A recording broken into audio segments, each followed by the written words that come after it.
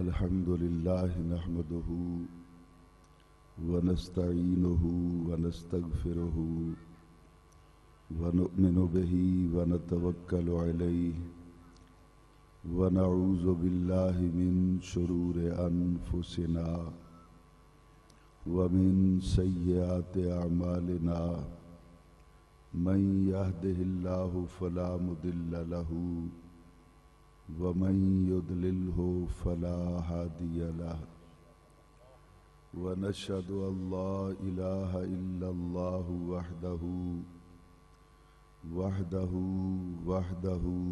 لا شريك له لا نظير له لا وزير له لا مثل له لا مثيل له لا مثال له ولا مماثل له سرمدي أبدي أزلي دهري ديمومي لا أول له ولا آخر له لا ند له لا ضد له لا حد له ونشهد أن سيدنا وحبيبنا وكريمنا مأوانا ملجأنا سيدنا محمدا المصطفى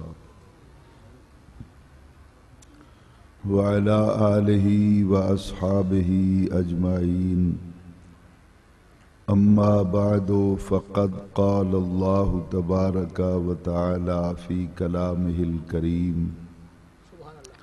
فأعوذ بالله من الشيطان الرجيم بسم الله الرحمن الرحيم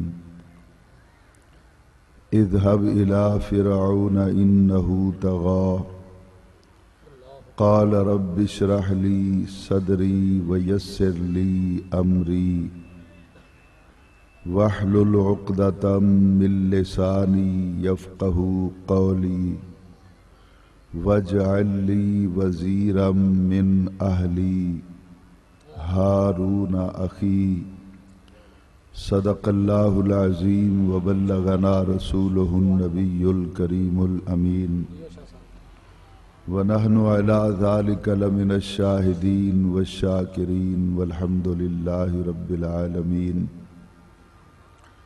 أما بعد فقد قال الله تبارك وتعالى في شان حبيبه ومحبوبه ومطلوبه ومقصوده وموجوده صلى الله عليه وسلم مخبرا وآمرا إن الله وملائكته يصلون على النبي يا أيها الذين آمنوا صلوا عليه وسلموا تسليما الصلاة والسلام عليك يا رسول الله الصلاة والسلام عليك يا حبيب الله الصلاة والسلام عليك يا رحمة للعالمين جو احباب پسند کرتے ہیں درود پاک پڑھنا اسٹیج پہ بھی اور پنڈال کے اندر وہ ذرا اونچی آواز سے پڑھ دیں، جو پسند نہیں کرتے وہ آرام سے بیٹھے رہیں۔ الصلاة والسلام علیک یا رسول یا اللہ سیدی یا رسول اللہ یا حبیب اللہ وعلی آلک الصلاة وصحبک والسلام علیک یا جد الحسن والحسین وسلم علیک وعلی آلک واصحابک یا نبی الحرمین ویا امام القبلتین ویا وسیلتنا فی الدارین ادرکنی ادرکنی ادرکنی یا رسول اللہ صلی اللہ تعالی علیک وسلم بفضل اللہ تعالی۔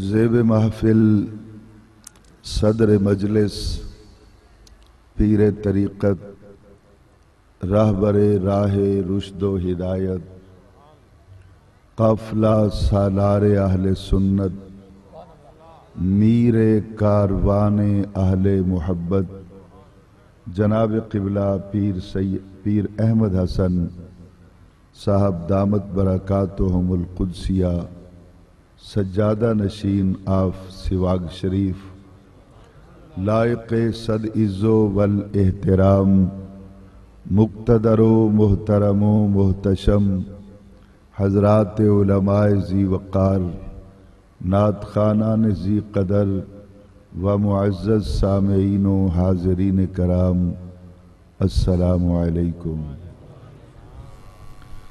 قبل اس کے کہ انتہائی مختصر وقت میں اپنی معروضات جناب کی سماعتوں کی نظر کروں، دل سے دعا کیجئے کہ خلاق عالم جل وعلا شانہ و اعظم برہانہ اپنے پیارے حبیب صلی اللہ تعالی علیہ وعلا آلہ و اصحابہ وسلم کے طفیل آج کی اس پروقار بزم ذکر مصطفیٰ صلی اللہ علیہ وسلم میں مجھے حق و صداقت کے ساتھ بات کہنے کی اور پھر مجھے اور آپ کو سن کر سمجھ کر اس پہ عمل کرنے کی توفیق عطا فرمائے۔ سب سے پہلے تو میں آج کی اس محفل کی انتظامیہ کا، بانیان جلسہ کا دل کی گہرائیوں سے شکر گزار ہوں کہ جنہوں نے مجھ جیسے نالائق اور ناکارۂ خلائق انسان کو آج کی اس خوبصورت بزم سعید میں سیدہ زہرا کے بابا نبی اکرم صلی اللہ علیہ وسلم کا حسین ذکر کرنے کے لیے موقع فراہم کیا۔ یہ اتنا بڑا اعزاز ہے میرے لیے جتنی میری اوقات نہیں ہے۔ احباب ذی وقار اس وقت اسٹیج پر بھی یقیناً اور پنڈال کے اندر بھی کہیں کہیں علماء اہل سنت تشریف رکھتے ہوں گے۔ میرا مختصر سا تعارف بس اتنا ہی ہے کہ میں ان تمام علماء کے قدموں کی خاک کے ذروں میں سے کسی ایک ذرے کے برابر بھی نہیں ہوں۔ من آنم کے من دانم، میری کیا اوقات ہے، میری کیا حیثیت ہے، میں اس سے اچھی طرح باخبر ہوں۔ میری آمد کے ساتھ ہی جناب کھچی صاحب نے جس محبت کے ساتھ مجھے انٹروڈیوس کروایا، میرے بارے میں جو کچھ بھی انہوں نے کہا، ان کے من کے اندر خاتون جنت کی جو محبت ہے، اس گھرانے کے ساتھ جو ان کا پیار ہے، یہ سب کچھ اس کی وجہ سے انہوں نے کہا، وگرنہ میری کیا اوقات ہے، میری کیا حیثیت ہے، میں اس سے اچھی طرح باخبر ہوں۔ لیکن یہاں میں بے وفائی بھی نہیں کروں گا، دل کی گہرائیوں سے عرض گزار رہوں گا اپنے رب کے حضور کہ اللہ تعالیٰ خضر حیات کھچی صاحب کو اسی طرح تعزیست سیدہ زہرا کی نوکری کرتے رہنے کی توفیق عطا فرمائے، اور ان کا صدقہ اللہ تعالیٰ ان پر اور ان کے پورے گھرانے پر، اور اگر آپ سب پسند فرمائیں تو میں یوں عرض کروں کہ یا اللہ آج اس پوری محفل پر سیدہ زہرا کے صدقے اپنی رحمتوں کے دروازے کھول دیں۔ چونکہ ابھی معزز مہمانان ذی وقار نے اسٹیج پہ آنا ہے اور انہوں نے اپنے خوبصورت انداز میں نبی اکرم صلی اللہ علیہ وسلم کی مدح سرائی کرنی ہے، درمیان میں کچھ دیر کے لیے مجھ جیسے نالائق آدمی کو گفتگو کرنے کے لیے اسٹیج پہ دعوت دی گئی، میں حاضر تو ہو گیا ہوں۔ اب آپ شفقت فرماتے رہیں گے، آپ خود ہی بات کو سمجھنے کی کوشش کریں گے، گفتگو کے دوران میری نالائکیاں تو آڑے آتی رہیں گی، آپ مہربانی فرماتے رہیں گے تو بات آپ تک پہنچتی رہے گی۔ آج میں نے جو انتخاب کیا ہے کھچی صاحب، شاید تھوڑا سا مشکل ہو گیا ہے۔ میں نہیں سمجھتا تھا کہ اسٹیج پہ میں ان آیات کو پڑھوں گا، لیکن میں نے ان آیات کو پڑھ تو لیا ہے۔ جس طرح آج آپ نے ام المؤمنین سیدہ طیبہ طاہرہ عائشہ الصدیقہ رضی اللہ تعالی عنہا اور خاتون جنت کا ذکر جو ہے اس کا کنٹراسٹ بنا کے ہمیں سنایا ہے۔ میں بھی کوشش کروں گا کہ سیدنا صدیق اکبر اور مولا کائنات سیدنا علی رضی اللہ تعالی عنہ کے درمیان ایک جو مرتبہ ہے، جو مقام ہے ان کا، وہ میں اپنی مرضی سے نہیں، آج قرآن کی مرضی سے۔ سبحان اللہ۔ تو آئیے، چونکہ گفتگو تھوڑی سی مشکل رہے گی، تو اس لیے میں نہیں چاہتا کہ زیادہ دیر اب تمہیدی کلمات میں مصروف رہوں۔ چلتے ہیں، میں نے جن آیات کو پڑھا ہے یہ سورہ طٰہٰ کے پہلے رکوع کی ایک آخری آیت ہے اور دوسرے رکوع کی ابتدائی چھوٹی چھوٹی 4-5 آیات ہیں۔ ہم انہی راستوں سے چلتے ہوئے مدینہ طیبہ میں سرکار کے قدموں تک رسائی حاصل کریں گے۔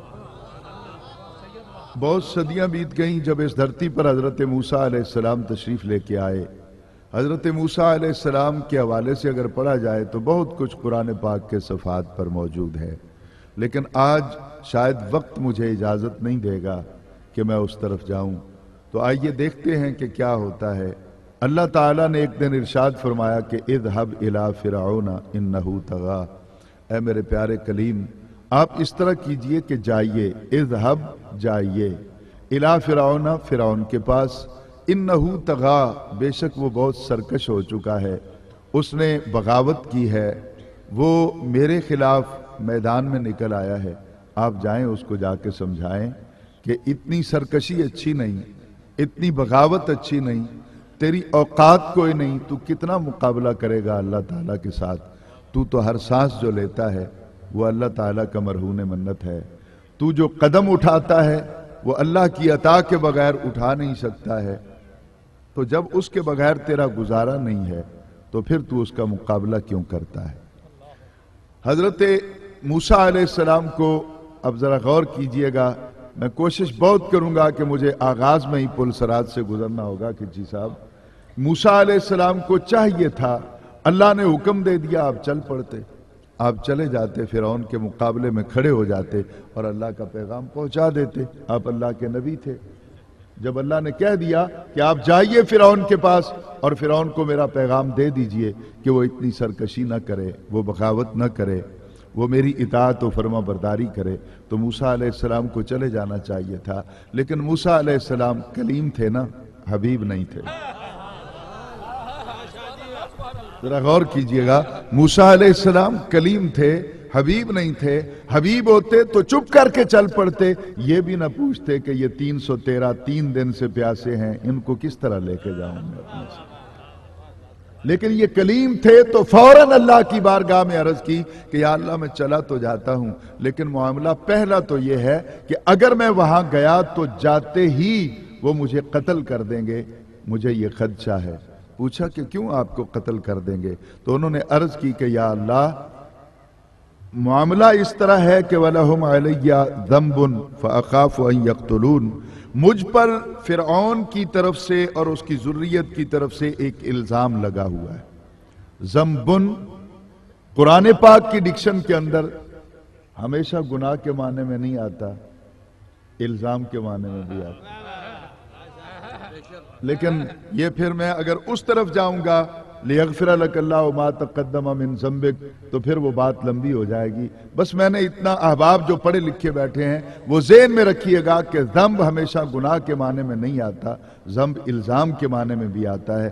حضرت موسیٰ علیہ السلام کہتے ہیں، اور یہ قرآن بیان کرتا ہے کہ وَلَهُمْ عَلَيَّ ذَنْبٌ فَأَخَافُ أَن يَقْتُلُونَ، ان کی طرف سے مجھ پر الزام ہے کہ میں نے کسی کو قتل کیا ہے، لہٰذا مجھے خدشہ ہے کہ میں جیسے ہی جاؤں گا فرعون فوراً فیصلہ سنا دے گا اور اپنے سپاہیوں کے ذریعے مجھے قتل کروا دے گا۔ یا اللہ میں چلا تو جاتا ہوں تیرا پیغام لے کر، لیکن پہلے تو وعدہ کر میری جان بچ جائے گی۔ بہت مشکل مرحلہ ہے، صحیح یہ غور کیجئے گا، میری جان بچ جائے گی، میں چلا تو جاتا ہوں لیکن تو وعدہ کر جان کی امان دے، پھر میں جانے کے لیے تیار ہوں۔ اب ذرا حضور غور سے سنیے گا، اللہ تعالیٰ نے کہا کہ اے میرے پیارے کلیم جاؤ، تم تو کہتے ہو نا کہ وہ تمہیں قتل کر دے گا، میں رب ہو کر تجھ سے وعدہ کرتا ہوں، قتل کرنا تو دور کی بات ہے، میں اسے آنکھ اٹھا کر بھی تیری طرف نہیں دیکھنے دوں گا۔ اب جس وقت اللہ تعالیٰ کی طرف سے حضرت موسیٰ علیہ السلام کو یہ ضمانت مل گئی، اب تو چلے جانا چاہیے تھا، لیکن آپ پھر کہتے ہیں قال رب اشرح لی صدری، یا اللہ چلا تو جاتا ہوں، مجھے انشراح صدر عطا کر، اشرح کھول دے، لی میرے لیے، صدری میرا سینہ، یا اللہ میرا سینہ بھی ذرا کھول دینا، اس کو میں اپنی زبان میں ٹرانسلیٹ کروں تو معنی بنے گا، یا اللہ مجھے حوصلہ تو دے۔ ایک آمر ڈکٹیٹر، ایک جاہل کے مقابلے میں نے جانا ہے جس کے ابرو کے ایک اشارے پر انسان کی ہڈیاں توڑ دی جاتی ہیں، انسان کے ٹکڑے کر دیے جاتے ہیں، تو مجھے اس کے مقابلے میں بھیج رہا ہے، تو پہلے اس طرح کر کہ اشرح لی صدری، اے میرے رب مجھے انشراح صدر کی دولت عطا کر۔ اس کا معنی یہ ہوتا ہے میرا سینہ کھول دے، مجھے حوصلہ دے دے، جا تو رہا ہوں لیکن مجھے طاقت و حوصلہ عطا کر کہ میں بھی اس کے پاس جا کر اس کی آنکھوں میں آنکھیں ڈال کے بات کر سکوں۔ یہ موسیٰ علیہ السلام اللہ تعالیٰ سے حوصلہ مانگتے ہیں، پہلے جان کی امان مانگی، رب نے کہا دے دی، پھر آپ نے کہا کہ مجھے حوصلہ دے، آپ نے کہا یہ بھی لے لی، اللہ نے کہا یہ بھی لے لیجئے۔ جب حوصلہ مل گیا تو پھر آپ کو چلا جانا چاہیے تھا، لیکن یہ لینے کے بعد آپ نے پھر ایک اور ڈیمانڈ کر دی۔ وہ ڈیمانڈ کیا تھی؟ وَيَسِّرْ لِي امری، یا اللہ جس کام پہ تو مجھے بھیج رہا ہے اسے آسان بھی کر دینا۔ صحیح، جن کے ذہنوں میں شعب ابی طالب کی گھاٹیاں ہیں اور میدان کربلا ہے وہ خود سمجھ لیں گے کہ میں نے کیا کہہ دیا۔ میرے پاس وقت نہیں ہے، میں نے بالکل تول تول کے لفظ بولنے ہیں اور اپنی منزل کی طرف جانا ہے۔ کہا وَيَسِّرْ لِي امری، میرا کام آسان کر دے۔ وہاں کوئی کربلا نہ سجے، کوئی بدر نہ سجے، کوئی احد نہ سجے، وہاں کوئی طائف کا بازار نہ ہو، کوئی مشکل نہ آئے، میں جس کام کے لیے جا رہا ہوں مجھے آسانیاں عطا کر دے۔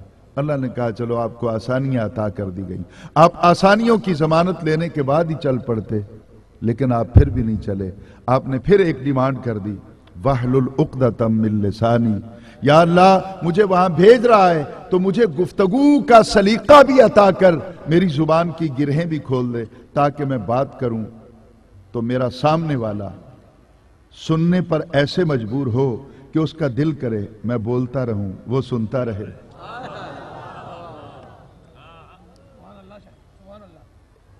ذرا غور کیجئے گا، اس کا دل کرے کہ میں بولتا رہوں وہ سنتا رہے۔ وَاحْلُلْ عُقْدَةً مِّن لِّسَانِي، یا اللہ میری زبان کی گرہیں کھول دے، گتھیاں سلجھا دے تاکہ میں گفتگو کروں اور آسان ترین گفتگو ہو جو ہر کوئی سمجھ سکے۔ اللہ نے کہا چلو میں نے یہ بھی آپ کو عطا کر دی، یہ سند بھی آپ لے لیں، ضمانت لے لیں، جائیں تو صحیح۔ کہا یا اللہ جانے سے پہلے ایک اور بات بھی ہے۔ کیا ہے؟ کہا یفقہوا قولی، اس طرح کرنا جہاں تو مجھے بھیج رہا ہے ان کو بھی میری بات سمجھنے والا بنا دے۔ سر بہت مشکل ہے، اگر میں یہ چلتا چلوں گا 2-3 رکوع ہیں عقل انسانی حیران ہو جاتی۔ یفقہوا قولی، مجھے بات کرنے کا سلیقہ دے، ان کو سمجھنے کی طاقت عطا کر۔ کھچی صاحب جب کسی کو بات سمجھ میں آ جائے جھگڑا ہی نہیں ہوتا، اختلاف ختم ہو جاتے ہیں، اس وقت تک پرچے چلتے ہیں، اس وقت تک کورٹ میں کیس چلتے ہیں جب تک فریقین کے درمیان بات سمجھ میں نہیں آتی۔ جب بات سمجھ میں آ جاتی، کہتے ہیں نا مفاہمت ہو گئی۔ مفاہمت کیا ہے؟ یہ فہم سے ہے نا، تو فہم کس کو کہتے ہیں؟ سمجھ کو کہتے ہیں۔ جب بات سمجھ میں آ جاتی ہے پرچے بھی خارج ہو جاتے ہیں، کیس بھی واپس ہو جاتے ہیں، سارے معاملات درست ہو جاتے ہیں۔ تو کہا یفقہوا قولی، ان کو میری بات سمجھنے والا بنا دے تاکہ میں بات کروں تو جھگڑا ہو ہی نہ، وہ میری بات سمجھ لیں اور آسانی سے میری بات ان تک کنوے ہو جائے۔ اب بات سمجھیے گا، اللہ تعالی نے کہا کہ چلو میں ان کو بھی یہ توفیق دے دیتا ہوں کہ آپ بات کریں اور وہ آپ کی بات کو سمجھ لیں۔ تو بات ختم ہے، ابھی چلے جائیں آپ، میرا پیغام تو لے کے جائیں آپ۔ آپ نے کہا نہیں، وَجْعَلْ لِي وَزِيرًا، مجھے ایک مددگار بھی چاہیے۔ میں نے یہاں آغاز میں ہی کچھ عرض کرنا ہے لیکن میں تھوڑا ڈر رہا ہوں، مجھے ابھی آپ کا حوصلہ اس طرح آپ سے وفا نہیں مل رہی جس طرح میں نے بات کرنی ہے۔ اور اگر آپ یہ انتظار کر رہے ہیں کہ میں نے کہنا ہے بار بار کہ سبحان اللہ کو، تو میں نے نہیں کہنا۔ میری عادت نہیں ہے. آپ نے اپنے مزاج کے تحت ہی بولنا ہے, نہیں بولنا تو چپ کر کے بیٹھے رہیں گے. نہ آپ میرے لیے آئے ہیں نہ میں آپ کے لیے. آپ بھی سرکار کی نوکری کے لیے آئے ہیں, میں بھی زہرا کے بابا کی نوکری کے لیے آیا ہوں. اب حضور غور سے سنیے گا میری بات. تو کہا وَجْعَلْ لِي وَزِيرًا, یا اللہ مجھے ایک مددگار چاہیے. وزیر معاون کو کہتے ہیں, جو بوجھ بانٹ لیتا ہے, جو دکھ بانٹ لیتا ہے, اس کو وزیر کہتے ہیں. جس طرح قرآن پاک میں ہے نا کہ میدان حشر کے اندر اللہ تزر وازرۃ وزر اخری, کوئی بھی کسی کا بوجھ نہیں اٹھائے گا. تو وزیر گورنمنٹ کا بوجھ اٹھاتا ہے, معاونت کرتا ہے. کہا وَجْعَلْ لِي وَزِيرًا, اللہ کا نبی کہتا ہے یا اللہ مجھے مددگار دے دے. میں نے کچھ کہہ دیا, سمجھا نہیں سکا. اب یہیں سے باز کا آغاز ہو جائے گا. باقی آیات ہم نے برکت کے لیے پڑھی ہیں, چلو کچھ مسئلہ بھی سمجھ میں آیا ہے. اب دھیان سے سنیے گا, یا اللہ مجھے مددگار عطا کر. یہ قرآن پاک میرے سامنے ٹیبل پہ موجود ہے حضور والا. بالکل لگی لپٹی بات کرنے کی مجھے عادت نہیں ہے, اس لیے شاید بیشتر مرتبہ میں مشکل مراحل سے گزر چکا ہوں. پیر سواگ لجپال کے شہزادے یہاں پہ تشریف فرمائے. آج ان کی موجودگی کے اندر قرآن پاک ہاتھ میں لے کر میں ایک دعوت فکر دیتا ہوں ان احباب کو جو ہم سے ناراض رہتے ہیں. مجھے یہ بتائیے, نبی ہے نا, تو نبی ہو کر مدد کیوں نہیں مانگتا, مددگار کیوں مانگ رہا ہے؟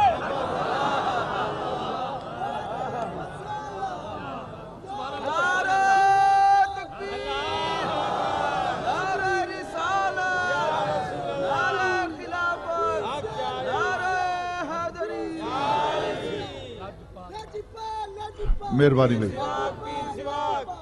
جی. حضور والا وَجْعَلْ لِي وَزِيرًا, وَجْعَلْ واو عاطفہ ہے, اجعل اور بنا دے, لی لنا لکا لکما لکم, یہ سارے بنائیے, لہو لہما لہم, لی یا متکلم ہے. وَجْعَلْ لِي بنا دے میرے لیے, وزیرن مددگار, مجھے ایک مددگار عطا کر دے. یا اللہ مدد کیوں نہیں کہا, مددگار کیوں مانگا؟ نبی ہو کر مدد نہیں مانگتا, ڈائریکٹ مددگار مانگتا ہے. اگر مددگار کسی کو بنانا اللہ کے سوا شرک ہے تو لگاؤ فتویٰ موسیٰ علیہ السلام کو.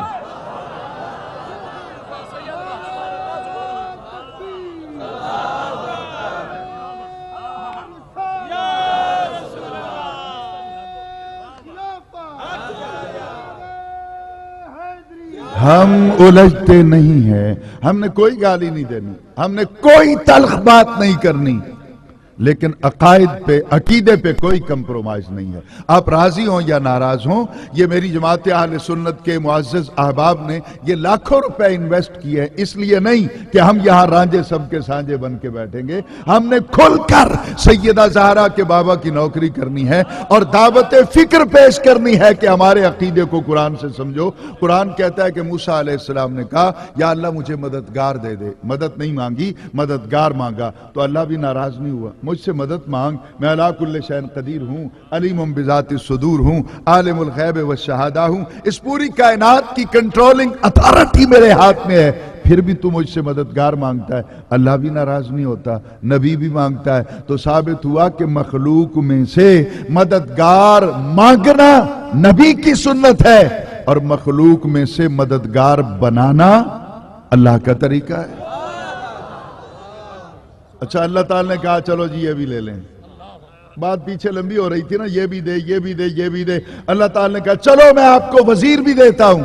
اب جو اہل دل ہیں, جو بات سمجھنے والے, آپ نے یہ بڑا عجیب طریقہ بنایا ہوا ہے. کوئی بھی مہمان آتا ہے سارے منہ اٹھا کے ادھر دیکھنے لگتے. آپ دیکھ لیں 10-15 منٹ, چونکہ میں تو قرآن پڑھ رہا ہوں نا, قرآن پاک کی تو اہمیت ہے ہی کوئی نہیں. آپ قرآن سننے والے بیٹھے ہیں میرے سامنے, یہ تماش بین بیٹھے ہوئے ہیں. میں اپنی 28 سال کی محنت آپ کی خدمت میں پیش کر رہا ہوں اور آپ نے منہ اٹھایا, کوئی ادھر دیکھ. بھئی جس نے بھی آنا ہے, جو بھی آئے گا, آج اس بزم کے اندر زہرا کے بابا کا نوکر بن کے ہی آئے گا. اب دھیان سے حضور میری بات کو اب آپ نے اس طرح بے وفائی کی تو میں لیکچر چھوڑ دوں گا. میں کچھ یاد کر کے نہیں آیا ہوں, جو کچھ مجھے سرکار اپنے در کا کتا سمجھ کے عطا کرتے رہتے ہیں میں آپ سے شیئر کر رہا ہوں. اب دھیان سے حضور میری بات کو سنیے گا. کہا یا اللہ مجھے ایک مددگار دے دے. کیا کہا؟ سبحان اللہ. نہیں مجھے آپ کو دیکھ کر سبحان اللہ کہنے کو جی چاہتا، اور دیکھ لیں میں 2-4 منٹ آپ کو دے دیتا ہوں، کچھ منہ اٹھا کے ادھر دیکھ لیں، کچھ ادھر دیکھ لیں۔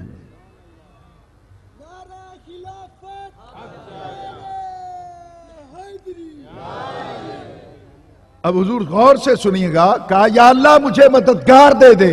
اللہ نے کہا میں دیتا ہوں۔ جب سنا نا کہ اللہ راضی ہو گیا مجھے مددگار دینے کے لیے، تو آپ نے فوراً ایک ڈیمانڈ کر دی، من اہلی، یا اللہ باہر سے کوئی نہیں، میرے اہل سے ہی ہو جائے نا، میرے گھر سے ہی ہو جائے۔ وَجَعَلْ لِي وَزِيرًا مِّنْ أَهْلِي، پہلے کہا مجھے مددگار دے دے، اللہ نے کہا دینے کو تیار ہوں۔ تو آپ نے کہا کہیں کوئی باہر سے نہ آ جائے، تو کہا من اہلی، میری آل میں سے ہی ہو جائے، میرے گھرانے میں سے ہی ہو جائے۔ تو آپ نے کہا چلو، اللہ نے کہا میں آپ کے گھرانے سے ہی آپ کو دیتا ہوں۔ تو جب دیکھا کہ اس کا دریائے کرم جوش پر ہے، تو فوراً ڈیمانڈ کر دی، ہارون اخی، میرے بھائی کو بنا دینا، ہارون اخی، یا اللہ تو نے مددگار ہی بنانا ہے تو میرے بھائی کو ہی بنا دینا۔ رب اشرح لی صدری، آپ نے مانگا یا اللہ مجھے حوصلہ دے، انشراح صدر دے۔ یہاں کمبینیشن بناؤں، کلیم ہو کر مانگتے ہیں تو تب انشراح صدر کی دولت ملتی ہے۔ وہ حبیب ہے چپ کر کے بیٹھا ہے، وہ خود پوچھ رہا ہے الم نشرح لک صدرک، کیا میں نے تیرا سینہ کھول نہیں دیا؟ تو ثابت یہ ہوا کہ جو کلیم ہوتا ہے اسے مانگنا پڑتا ہے، جو حبیب ہوتا ہے وہ چپ کر کے بیٹھا ہوتا ہے، دینے والا خود کہتا ہے یہ بھی لے لے، یہ بھی لے لے، یہ بھی لے لے۔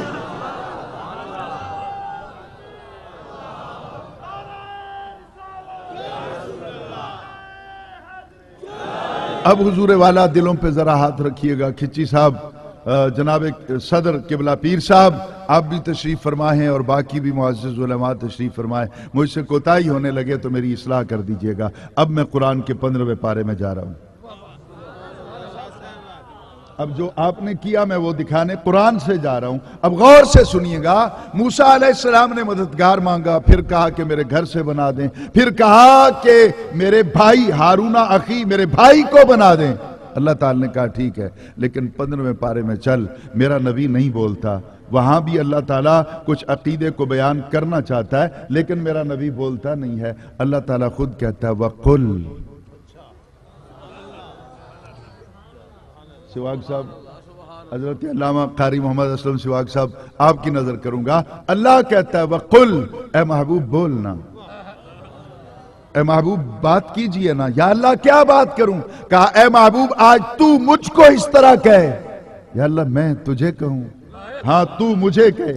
اب پتہ تو چل گیا، نبی خود نہیں کہہ رہا، وہ خود کہتا ہے تو بھی تو کہنا مجھے۔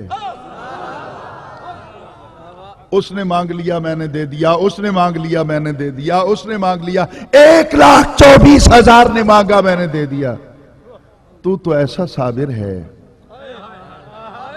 تو ایسا صابر ہے کہ تو خود کچھ مانگتا نہیں۔ اب میں تجھے کہہ رہا ہوں وَقُلْ، اے محبوب بول، بات کر مجھ سے، میرے حضور التجا کر۔ یا اللہ کیا کہوں؟ کہا اس طرح کہ رب ادخلنی مدخل صدق واخرجنی مخرج صدق۔ اب تیار ہو، میں نے واقعات نہیں سنانے ہیں نا، میں نے اسی طرح بحث کرنی ہوتی ہے، جو میرے سننے والے ہیں وہ اسی طرح پسند کرتے ہیں مجھے نالائق کو۔ اب غور کیجئے، کہا آپ بات کیجئے نا، کیا کہوں یا اللہ؟ کہا آج آپ مجھے کہیں کہ رب، اے رب ادخلنی مدخل صدق اخرجنی مخرج صدق۔ مدخل، مخرج، ادخلنی، اخرجنی، داخل کر مجھے، نکال مجھے۔ تو جہاں سے اخرجنی نبی نکلے گا وہ اس کا جائے مخرج ہے، جہاں سے نبی داخل ہوگا وہ اس کا جائے مدخل ہے۔ تو جائے مخرج ہو گیا مکہ ہجرت کی رات، جائے مدخل ہو گیا مدینہ جب ہجرت کے بعد سرکار وہاں تشریف لے گئے۔ اب دونوں جگہ پہ مدخل اور مخرج دونوں کے ساتھ شرط ہے صدق کی، ادخلنی مدخل صدق اخرجنی مخرج صدق۔ مکہ چھوڑ دوں گا، مدینے چلا جاؤں گا، لیکن مولا جاؤں گا چھوڑوں گا تو صدق کے بغیر نہیں، مدینے جاؤں گا تو صدق کے بغیر نہیں۔ میں نے کچھ کہہ دیا نہیں سمجھا سکا؟ مکہ چھوڑوں گا تو صدق میرے ساتھ جائے گا، نہیں سمجھا سکا؟ مدینے جاؤں گا تو صدق میرے ساتھ داخل ہوگا۔ یا اللہ یہ صدق کون سا ہے؟ اجازت دیں تو سناؤں۔ صدق بڑھتے بڑھتے معراج کو پہنچا تو صداقت بنا، اور صداقت عروج کرتے کرتے ارتقائی منزلیں طے کرتے کرتے جب معراج کو پہنچی صداقت تو صدیق اکبر بن گئی۔ اللہ سبحان اللہ سبحان اللہ، نعرہ رسالت، نعرہ حیدری، علماء حق اہل سنت، تو صدیق اکبر بن گئی۔ کہا مولا مکہ چھوڑ سکتا ہوں، کعبہ چھوڑ سکتا ہوں، حجر اسود چھوڑ سکتا ہوں، غلاف کعبہ چھوڑ سکتا ہوں، میرا گزارا ہو جائے گا آب زمزم کے بغیر، لیکن صدیق کے بنا نہیں رہ سکتا۔ مجھے نکالنا ہے تو صدیق کو ساتھ کر دے، مدینے لے جانا ہے تو صدیق کو ساتھ کر دے۔ مجھے کہا گیا کہ دیکھا یہ مقام صدیق اکبر ہے، میں نے کہا میں تو صدیق اکبر کے قدموں کے خاک کے ذروں میں سے ایک ذرے کے برابر بھی نہیں ہوں، ان کو تو اللہ نے بہت مرتبہ عطا کیا ہے، لیکن اس آیت کے اندر خدا نے خود فیصلہ کر دیا، صرف صدیق اکبر کو بیان نہیں کیا۔ وَقُلْ رَبِّ أَدْخِلْنِي مُدْخَلَ صِدْقٍ وَأَخْرِجْنِي مُخْرَجَ صِدْقٍ، مقام صدیق اکبر بیان ہو گیا۔ آگے کہا محبوب بولنا۔ یا اللہ کیا بولوں؟ کہا کہ وَجْعَلْ لِي،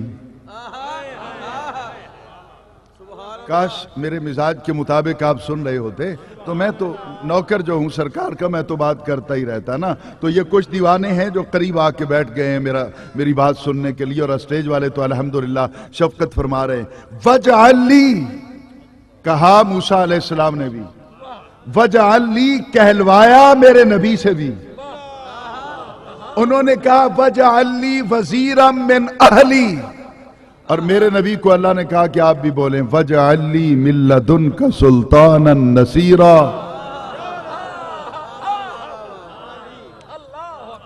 شاید خضر صاحب تک بات چلی گئی، اب غور سے سنیے گا، وَجْعَلْ لِي مِن لَّدُنْكَ سُلْطَانًا نَصِيرًا۔ اب میں کمبینیشن بناؤں گا، ان دونوں کا تقابل کروں گا۔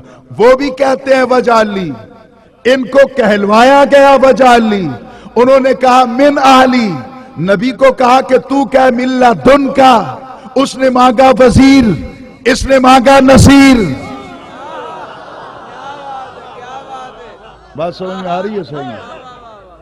اس نے مانگا، موسیٰ علیہ السلام نے مانگا وزیر، میرے نبی نے مانگا نصیر۔ وَجْعَلْ لِي مِن لَّدُنْكَ سُلْطَانًا نَصِيرًا، میرے نبی نے مانگا نصیر، اس نے مانگا وزیر، میرے نبی اس نے مانگا، موسیٰ علیہ السلام نے مانگا من اہلی، میرے گھر سے دے، میرے نبی نے کہا من لدن کا، دینا ہے تو اپنے گھر سے دینا۔ نہیں سمجھا سکا میں، دینا ہے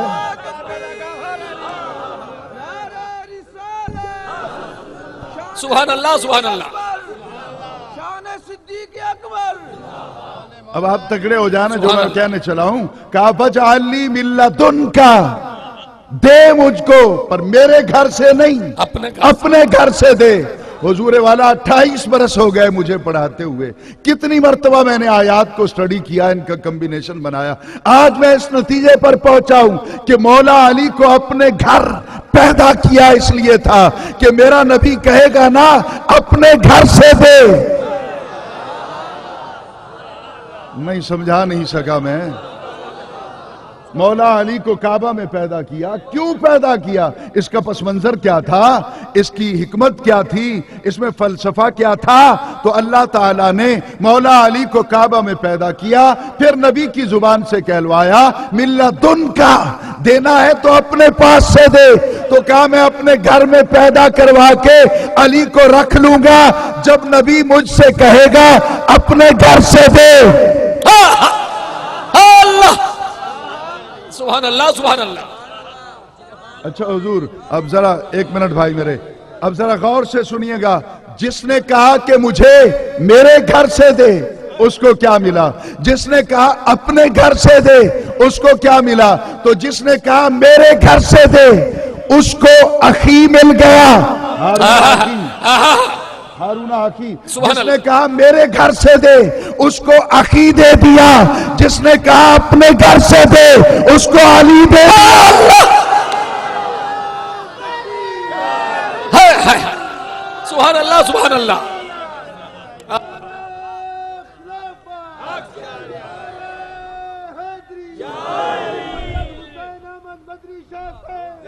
حضور آگے چلوں، میں نے ایک جملہ اور کہنا ہے، میں نے یہاں نہیں رہنا، آگے چلنا ہے، بہت آگے ہے منزل۔ میں نے کچھ آیات کا کنٹراسٹ پیش کرنا ہے آپ کے سامنے، اب دھیان سے سنیے گا۔ جس نے اپنے گھر سے مانگا اس کو اخی دے دیا، جس نے اس کے گھر سے مانگا اس کو علی دے دیا، جس نے خود مانگا اس کو وزیر ملا، جس نے اس کے حکم سے مانگا اس کو نصیر ملا۔ اور نصیر بھی کون سا؟ سلطان النصیرہ۔ مجھے عام مددگار نہیں چاہیے، مجھے طاقتور مددگار چاہیے۔ میں نہیں سمجھا سکا، سلطان طاقتور کو کہتے ہیں نا، مجھے طاقتور مددگار چاہیے۔ اچھا یہاں میں ٹھہر کے عرض کروں، میرا نبی نصیر مانگتا ہے، اللہ سے نصرت کیوں نہیں مانگتا؟ اللہ سے نصرت کیوں نہیں مانگتا؟ نصیر کیوں مانگتا ہے؟ اور پھر اللہ خود کہتا ہے کہ اس طرح مانگ، تو پھر فتوے ہم پہ کیوں لگاتا ہے؟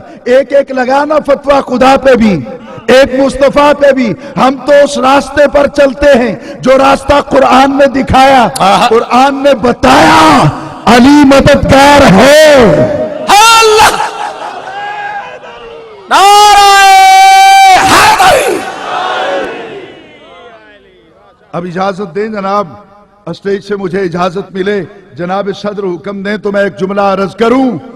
صدیق کے بغیر گزارا نہیں اور علی کے بغیر چارہ نہیں۔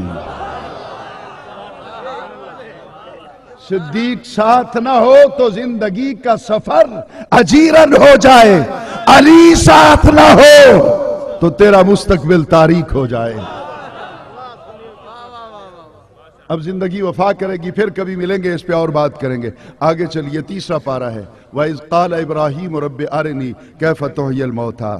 یاد کیجئے جب عرض کی ابراہیم علیہ السلام نے، یا اللہ مجھ کو دکھا تو مردوں کو کس طرح زندہ کرتا ہے۔ وہ قادر مطلق ہے، وہ کہتا قبرستان میں چلے جاؤ، کسی قبر پہ کھڑے ہو جانا، میں زندہ کر دوں گا۔ کوئی جنازہ آ رہا ہے، رکھوا لو، میں اس کو زندہ کر دیتا ہوں۔ لیکن اللہ تعالیٰ نے وہ زندہ کرنے کی بات تو بعد میں رہی، اللہ تعالیٰ کو جلال آ گیا، قال اولم تؤمن، باقی تو باقی رہے، تو بھی نہیں مانتا؟ حضور میں نے آیت میں واقعہ نہیں بیان کرنا، میں نے یہاں بھی وہ کنٹراسٹ بنانا ہے۔ اب غور کیجئے گا حضور جو بات میں کہنے چلا ہوں، آپ تشریف رکھیں گے سارے، ادھر کچھ بھی نہیں ہوا۔ سارے ساتھی بیٹھ جاؤ، الیکٹریشن اپنی ڈیوٹی تے آ جاوے، بڑی مہربانی۔ بس ایک تار، آپ سارے جو مانتے ہیں سیدہ زہرا کے بابا کو اپنی جگہ پہ بیٹھ جائیں، بس تشریف رکھیے، مہربانی۔ سارے ساتھی تشریف رکھو۔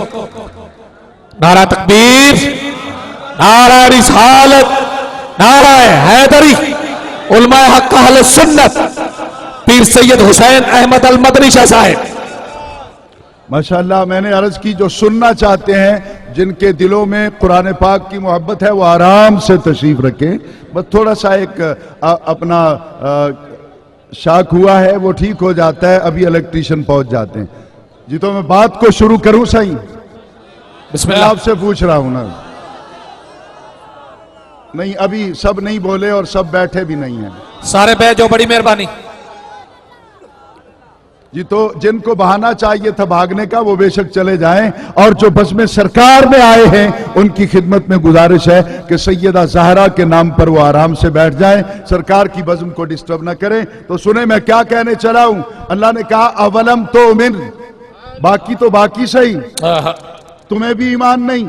جب اللہ کے لہجے میں جلال دیکھا، اولم تؤمن کا پس منظر تھوڑا سا سناؤں جی؟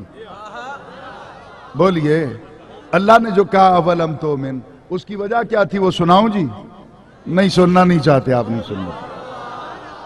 اللہ تعالیٰ بیٹا آپ کو عمر خضر عطا فرمائے. آپ جس محبت سے سن رہے ہیں اللہ تعالیٰ آپ کے ماں باپ پر بھی رحمت نازل فرمائے. آپ سے میں کہہ رہا ہوں تو دھیان سے سنیے گا جو بات کہنے چلا ہوں. اولم تومن، اس کا پس منظر کیا ہے؟ اولم تومن، کیا تو بھی نہیں مانتا؟ چکھا میں بچایا کس نے تھا؟ جب تو نے اپنے بیٹے کو چھری کے تھلے لٹا دیا تھا، چھری تو تیز تھی، کس نے نہیں چلنے دی؟ جب تو اپنی بیوی کے اور بچے کو تنہا چھوڑ آیا تھا وادی میں، 11 برس تک تو نہیں گیا، کس نے ان کو پروٹیکشن فراہم کی؟ کس نے کوئی آنکھ تیری بیوی کی طرف نہ اٹھنے دی؟ اتنا سب کچھ پریکٹیکل کر کے اب تو بھی مجھے کہنے آ گیا ہے کہ تو کس طرح مردے زندہ کرتا ہے. اولم تومن، کیا تجھے بھی ایمان نہیں ہے؟ کیا تو مانتا نہیں ہے؟ جب حضرت ابراہیم علیہ السلام نے اللہ کے لہجے میں جلال دیکھا تو فوراً ہاتھ جوڑ دیے. قال بلا ولکن لیطمئن قلبی. اب میں ترجمہ کروں گا، غور کیجئے. قال بلا، مولا ایمان تو ہے مجھے، ایمان تو ہے مجھے، پھر کیوں آیا ہے میرے پاس سوال لے کر؟ کہا ولکن لیطمئن قلبی. اب اپنی زبان میں ترجمہ کروں گا. مولا ایمان تو ہے، اطمینان کوئی نہیں. ولیکن لیطمئن قلبی، اطمینان قلبی نہیں ہے. میں چاہتا ہوں کہ اطمینان قلبی حاصل ہو جائے. یقین کیجئے شاید میں اگر ایک زندگی اور بھی مجھے مل جاتی تو شاید میں اس مرحلے پر نہ جا سکتا جو سیدہ زہرا کے صدقے میں اللہ تعالیٰ نے کرم کیا. میں جہاں آج آپ کو لے کے جا رہا ہوں، بہت سارے مسئلوں کا حل سامنے آ جائے گا، بغیر جھگڑے کے سامنے آ جائے گا، بغیر دنگا و فساد کے وہ حل سامنے آ جائے گا. حضرت ابراہیم علیہ السلام نے کہا یا اللہ ایمان تو ہے، اطمینان نہیں ہے. ایمان تو ہے، اطمینان نہیں ہے. اتنا کچھ پریکٹیکل کرنے کے بعد بھی اطمینان نہیں ہے. خلیل بن کر بھی اطمینان نہیں ہے. اتنا قرب حاصل کر کے بھی اطمینان نہیں ہے. اطمینان نہیں ہے. ذرا چل نہ مدینے. 62 برس گزر گئے، 63واں برس شروع ہو گیا. ملائے اعلیٰ کے فرشتے جناب صدر انتظار کرتے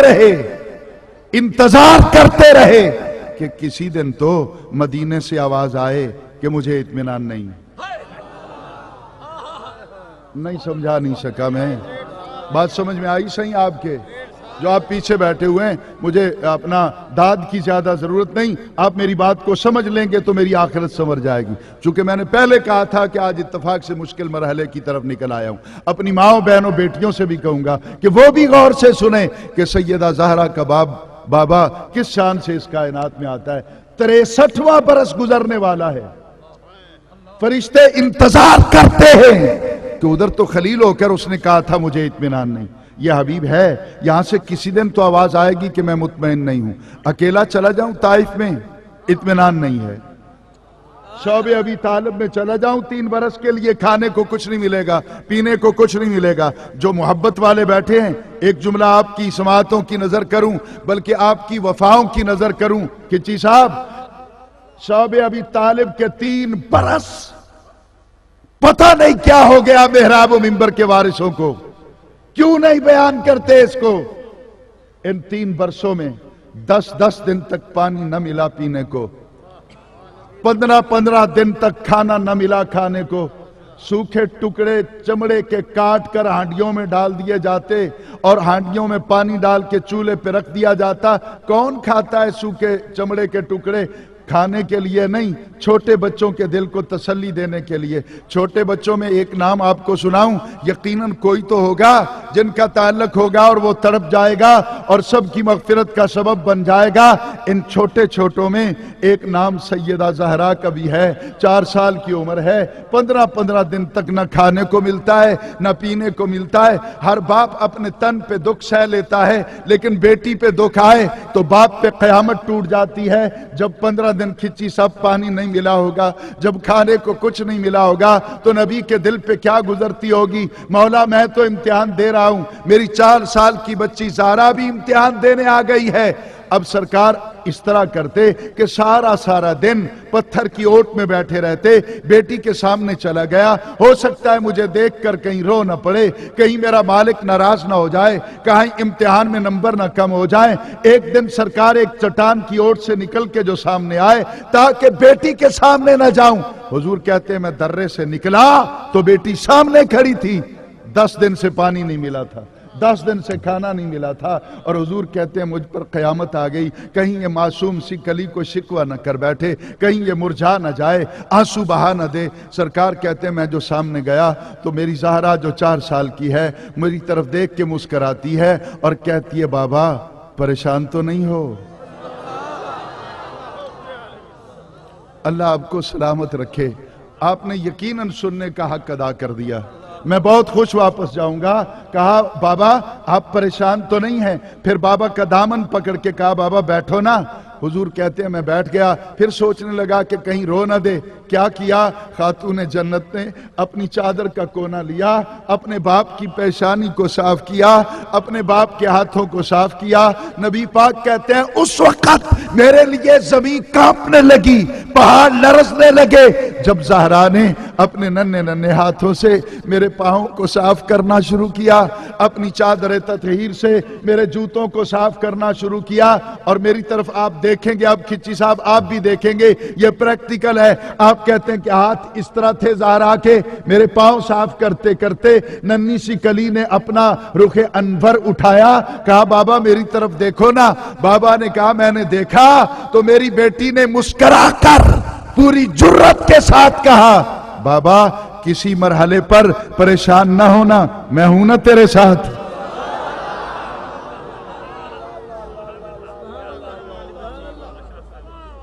बात समझ में आ गई है? सही। बस अल्लाह आपका भला करे। हुजूर इस सारे मरहले में आखिर में एक बात खिच्ची साहब जो किसी स्टेज पर शायद मैंने भी आपसे की थी, जब मुकम्मल हो जाता है ये दौरानिया 3 बरस का और खत्म हो जाता है घाटी का ये मुहासरा, सरकार को इजाजत मिल जाती है, अब बाहर निकलते हैं, तो अपनी बिरादरी को जो साथ कैद में रहे थे उनको इकट्ठा किया। आपने चचा से भी कहा मैंने तेरे सारे कर्ज उतार दिए, मौला अली से भी कहा, एक एक से कहा कि मैंने किसी के लिए दुआ की, किसी के लिए इशारा किया, मैंने सबका कर्ज उतार दिया है, लेकिन मेरी बिरादरी वालों सुनो, मैं ज़हरा का कर्ज नहीं उतार सका हूं, और नबी अपनी पूरी जिंदगी ज़हरा का कर्ज नहीं उतार सकेगा। हजरत सैयदा ज़हरा 6 साल की हो गई हैं घाटी के अंदर,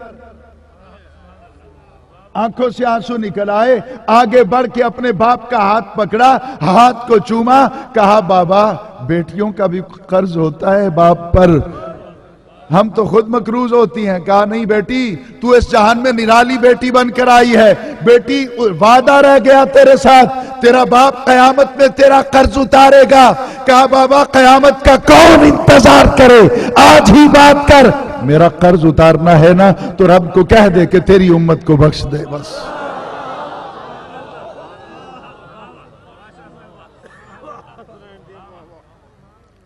हुजूर ये दरमियान में आपकी मोहब्बत के लिए मैंने सुनाया 63वां बरस लगा हुआ है, फरिश्ते इंतजार करते हैं कि किसी दिन तो मदीने वाला कहे कि मुझे इत्मीनान नहीं। वो खलील होके कहते हैं मुझे इत्मीनान नहीं, ये भी कह देना कि मुझे इत्मीनान नहीं, लेकिन मेरे नबी पाक ये बेटे हेलो बैठ जाओ नीचे, ये तमाशा नहीं लगाओ, बंद करो इसको।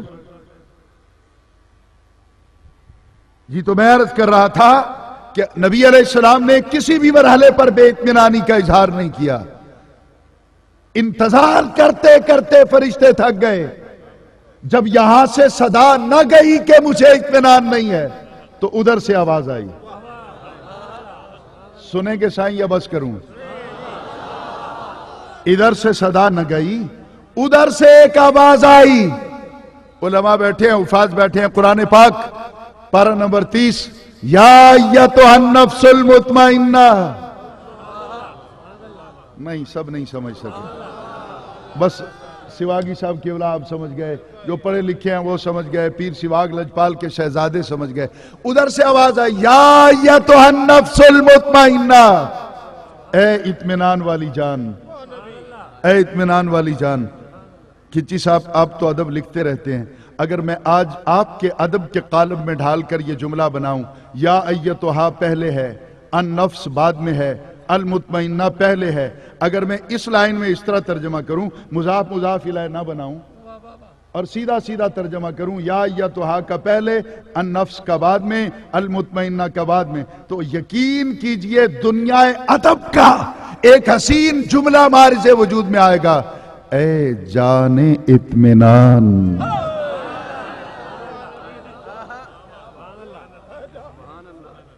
نہیں سمجھا سکا. جیسے کہتے ہیں نا اے جان من، اے جان چمن، یہ جملے ادب میں بولے جاتے ہیں، کھچی صاحب سمجھتے ہیں. یا اے جان کائنات، آج رب کہتا ہے اے جان اطمینان، یا ایتھا اے النفس، جان آگے ہے مطمئنہ، اطمینان، اے جان اطمینان. کچھ کہوں تیار بیٹھے ہیں صحیح؟ اے جان اطمینان. تو جملہ ثابت کرتا ہے کہ اطمینان کی جان زہرا کا بابا ہے. زمانہ جس اطمینان کو تلاش کرتا ہے وہ تو مدینے میں ہے. مدینے والے سے تعلق بنا لو، اطمینان مل جائے گا. جس دن تک وہاں نہیں جاؤ گے بھٹکتے پھرو گے، کچھ نہیں ملے گا. تو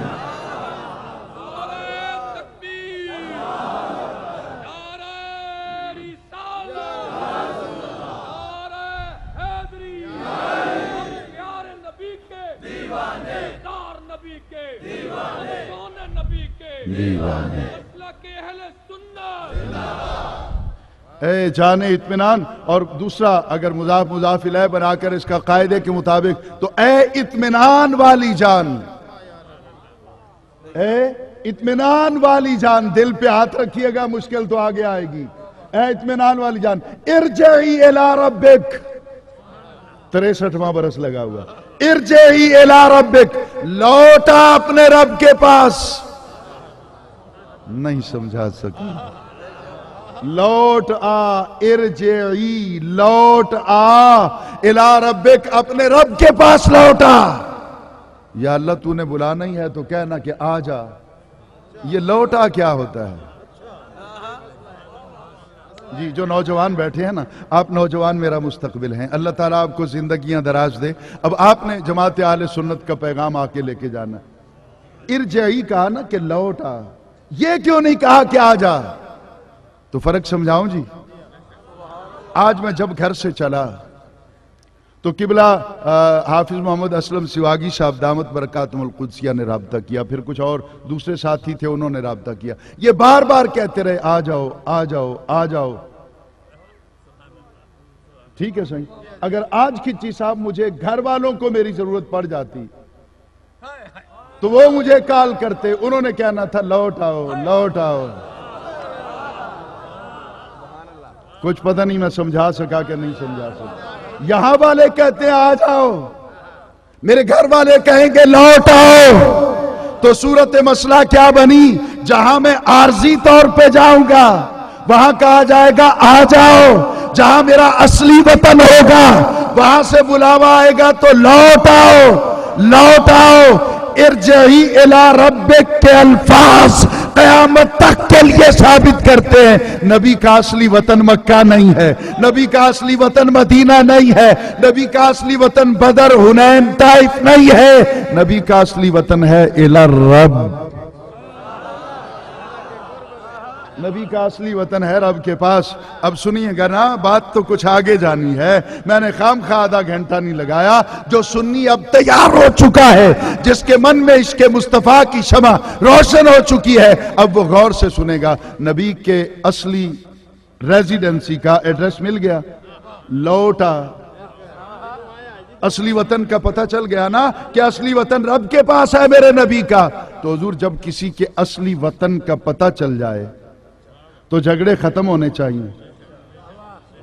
یہاں دو آدمی آپس میں الجھ جائیں، حسین احمد مدنی سید نہیں ہے، دوسرا کہے حسین احمد مدنی سید ہے، تو حضور میرا ایڈریس معلوم ہو گیا کہ پاکستان میں میرا فلاں جگہ میرا گھر ہے، مدینہ پاک میں فلاں جگہ میرا گھر ہے. تو یہاں آپ کو لڑنے کی پھر ضرورت ہے؟ آپ وہاں آ جائیں گے نا جہاں میرا اصلی وطن ہے، وہاں آپ کو سب کچھ معلوم ہو جائے گا، پھر جھگڑنے کی ضرورت تو نہیں ہے. نبی نور ہے یا بشر ہے؟ لڑتا کیوں ہے؟ نہیں سمجھا نہیں پایا. نبی نور ہے یا بشر ہے؟ لڑتا کیوں ہے؟ جب نبی کے اصلی وطن کا پتہ معلوم ہو گیا نا کہ رب کے پاس ہے. کچی صاحب، آپ سب احباب، جناب پیر سواگ، لجپال، آپ بھی بیٹھے ہوئے ہیں، علماء بھی بیٹھے ہیں. اب مجھے یہ جملہ ریپیٹ نہ کرنا پڑے خدا کے لیے، بس یہاں آ کے میں منت کروں گا، بہت مشکل میں ہوں اگر آپ تک کنوے کر گئے. حضور یہاں جو جھگڑا ہے کہ نبی نور ہے یا بشر ہے، اس جھگڑے کو مٹانے کے لیے آؤ، جب نبی کے اصلی گھر کا ایڈریس معلوم ہو گیا تو نبی کے اصلی وطن میں چلتے ہیں، وہاں جا کے اسٹڈی کرتے ہیں، وہاں خاک ہوگی تو یہ بشر ہوگا، وہاں نور ہے تو یہ بھی نور ہی اللہ سبحان اللہ سبحان اللہ. ہاں ہاں ہاں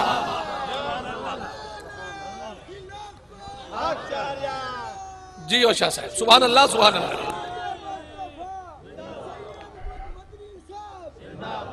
بات سمجھ میں آ گئی جی؟ اونچی آواز سے تو بول دینا. یقین کیجئے کہ محافل نعت میں میں جاتا نہیں ہوں، لیکن آج آپ کے پاس آ کر میں محسوس کر رہا ہوں کہ مجھے جانا چاہیے. آپ لوگ محبت والے ہیں، میں تو نالائق رہا، میری نالائکیاں تو اپنی جگہ پہ رہی. صرف ایک آیت اور عرض کروں، لا تخزنی الی یوم یبعثون. یہ بھی ابراہیم علیہ السلام ہیں، رب کی بارگاہ میں ساری زندگی عرض کرتے ہیں، لا تخزنی، مجھے شرمندہ نہ کرنا، الی یوم یبعثون، جب قیامت کے میدان میں تو سب کو اٹھائے. حضور آپ کی دعا کا مطلب کیا؟ یا اللہ مجھے شرمندہ نہ کرنا، باقیوں کے چمڑے اتار دے، دوزخ میں ڈال دے، مجھے کوئی پرواہ نہیں، مجھے شرمندہ نہ کرنا، مجھے شرمندہ نہ کرنا.